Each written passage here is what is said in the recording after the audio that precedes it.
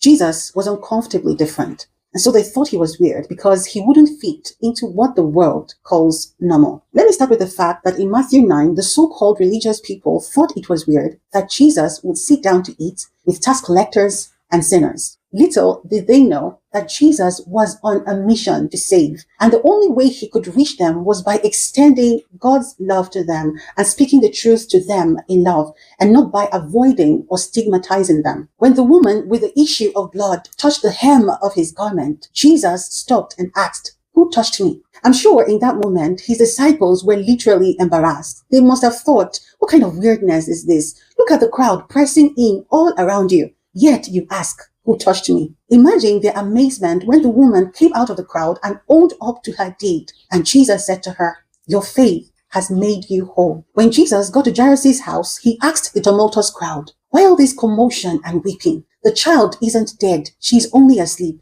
They laughed at him. They must have thought, who is this weird guy talking nonsense when it's clear the girl is dead? Imagine the awe with which they received the girl when Jesus brought her back to life. The religious leaders thought he was weird, and they said he is possessed by Beelzebul. Even Jesus' family thought he was weird. In Mark 3:21, they came to seize him because they assumed that Jesus was out of his mind. He has lost his senses. His own family. In John 6:66, people left Jesus when he introduced himself to them as the bread of life, the flesh to eat, and the blood to drink. They said, "This is very hard to understand. How can anyone accept it?" In Matthew chapter 8, in the face of a furious storm, Jesus was sleeping. That was weird. But even weirder was his response to his disciples when they frantically woke him up from sleep. He said to them, "You of little faith, why are you so afraid?" I'm sure it didn't make sense to his disciples that Jesus expected them to be calm in that situation when it was obvious that their lives were on the line. Imagine their shock when Jesus calmed the storm. What kind of man is this? Even the winds and the waves obey him. I believe that Jesus is showing us a higher life,